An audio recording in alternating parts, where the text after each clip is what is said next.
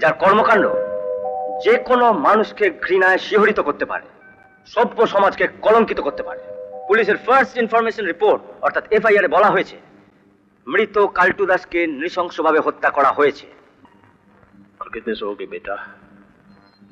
उठ, जाग जा, बड़े हो जा, अपने बाप को ढूंढ के निकाल। उसके बाद मैं जो हूं तेरे पास। বাবা বাবা বাবা খোকা কোথায়? এখানে তো ছিল, চোর পুলিশ খেলছিল আমার সঙ্গে। বাড়ির কোথাও তো দেখতে পাচ্ছি না, কোথায় গেল সে?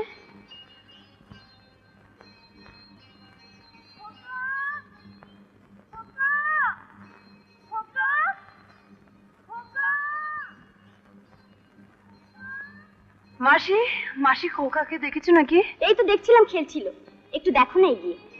খোকন, এদিকে খোকনকে দেখেছেন?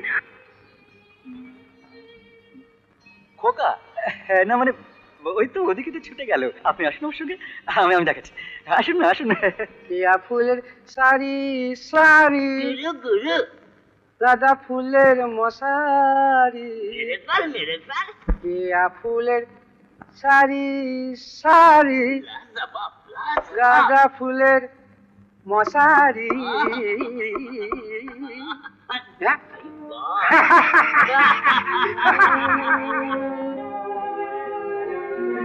বাঁচাও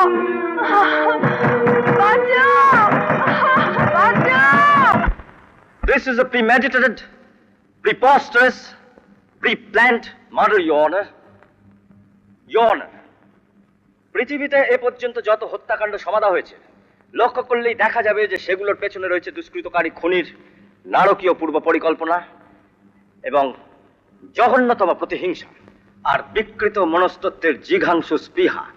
এবং যে ক্ষেত্রে এই হত্যালীলা মহিলাদের দ্বারা সংগঠিত হয়, ভেবে দেখুন ইওর অনার, সেই মহিলাদের মানসিক এবং জৈবিক রিপুট তাড়নায় প্রদন্মত্বতা কতটা নিম্ন স্তরের হতে পারে, আজ এই খুনের মামলায় এমনই এক মহিলা আসামিকে আমি অভিযুক্ত করছি।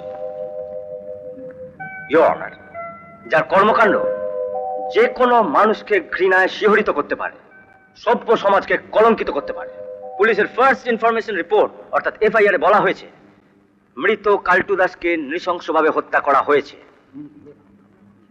রিসার্চ এবং ফরেনসিক রিপোর্টেও এই বক্তব্যের শতাংশ সমর্থন আছে। রিসার্চের রিপোর্টে এও বলা হয়েছে যে মৃত কাল্টু দাসের শরীরে যথেষ্ট পরিমাণে অ্যালকোহল পাওয়া গেছে। সুতরাং এত দ্বারা এটাই প্রমাণ হয় যে মৃত কাল্টু দাস যথেষ্ট পরিমাণে মদ্যপান করে মত্ত অবস্থায় অত্যন্ত অসহায়ভাবে মৃত্যুবরণ করেছে। এখন আমার মহামান্য আদালতের কাছে প্রশ্ন, কে বা কারা তাকে এইভাবে মদ্যপান করিয়েছে এবং মাতাল অবস্থায় উপর্যুপরি ধারালো ছুরিকাঘাতে জর্জরিত করে খুন করেছে? এই প্রসঙ্গে ইওর অনার, আমি মহামান্য আদালতের সামনে ফরেনসিক রিপোর্টের সাহায্য নিচ্ছি এবং নিতে বাধ্য হচ্ছি। সেখানে যে ছুরিটা দিয়ে তাকে খুন করা হয়েছিল, অর্থাৎ অর্থাৎ এক্সিবিট নাম্বার 2, হ্যাঁ দিন ওটা, ওই ছুরিটার হাতলে যার আঙুলের ছাপ পাওয়া গেছে তিনি ওই ঘোমটার আড়ালের ভদ্র মহিলা, ওই মুন্নিবাই। মহিলা না বলে তাকে বারবনিতা বলেই ভালো। এখানে এখানে ভেবেছিস আমি মরে গেছি? ভেবেছিস গঙ্গার পানি শুকিয়ে গেছে? গুরু গুরু ছেড়ে দাও।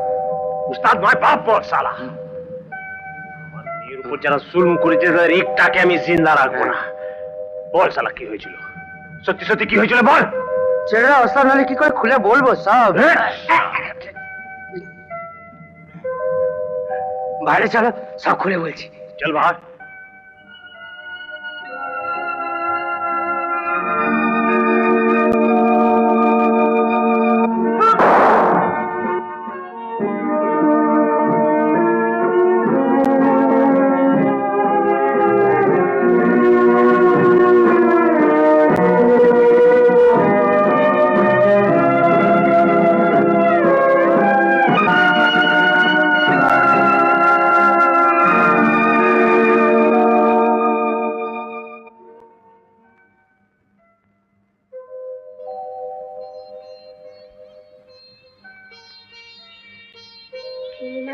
বলছি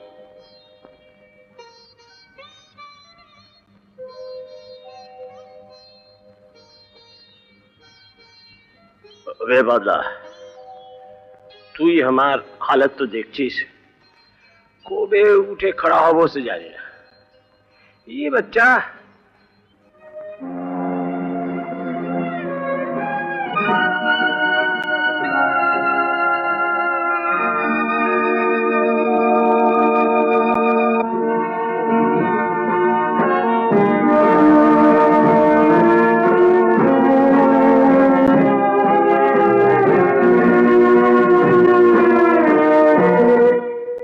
আপনার ডিফেন্সে কে আছেন?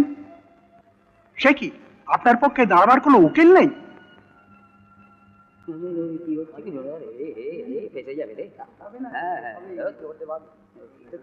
তাহলে আপনি বলছেন ঘটনার দিন দুপুর থেকেই কানাই মণ্ডলের বাড়িতে মাইফিল বসে, আর ওই কুলোটা মেয়েটি আসরের মধ্যমণি হয়ে নাচ গান স্ফূর্তির সমারোহে উপস্থিত সকলকে মদ্যপানে উত্তেজিত করে তোলে।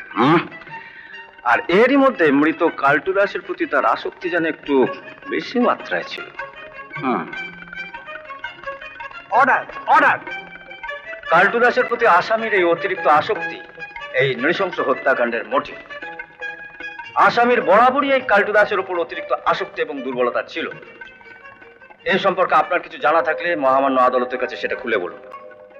হুজুর, বহুদিন বহুবার ওই মেয়েটা কালচুকে বলেছে তাকে বিয়ে করতে, তাকে নিয়ে ঘর সংসার পাততে। ঘটনার দিনও কি সেই কথা বলেছিল? হ্যাঁ, সেদিন ওই মেয়েটা মদের আসরে বসে বারবার কালচুকে বিরক্ত করতে থাকে, বারবার তাকে বিয়ে করার কথা বলে। ভালো কথা, বেশ কথা। এর জবাবে কাল্টু দাস কি বলেছিল? বারবার সে তার আপত্তি জানায়। কেন? হুজুর, ওই মেয়েটার স্বভাব চরিত্রের কথা তো সকলেরই জানা, তার উপর ওর একটা ছেলে আছে। এরকম একটা রাস্তার মেয়েকে ছেলে শুদ্ধ কাল্টু দাস বিয়ে করে কেন ফেসে যাবে হুজুর? Yes your honour. রাস্তার একটা পতিতা যদি কোনো ভদ্রলোককে ফাঁসাতে চায় এবং সে ভদ্রলোক যদি বুদ্ধিমান, বিচক্ষণ এবং চরিত্রবান হন, তাহলে এই ধরনের একটা অভিসন্ধমূলক প্রস্তাব তিনি কেন মেনে নেবেন? ওয়াই? সুতরাং সহজেই বোঝা যাচ্ছে যে কাল্টু দাসের এই আপত্তির জন্যই আসামির সঙ্গে কাল্টু দাসের বচসা শুরু হয় এবং সে বচসা ক্রমশ উত্তেজিত কলহে রূপান্তরিত হয় এবং যার পরিণাম এই নৃশংস, নারকীয় এবং জঘন্যতম হত্যাকাণ্ড। দেখতে তো কিরকম ভদ্র সুন্দর চেহারা, আর ভেতরে ভেতরে ছি ছি ছি, অর্ডার এক্সাম্পল অর্ডার। পানিশমেন্ট হওয়া The court is adjourned. আবার বেলা 2টায় শুনানি শুরু হবে।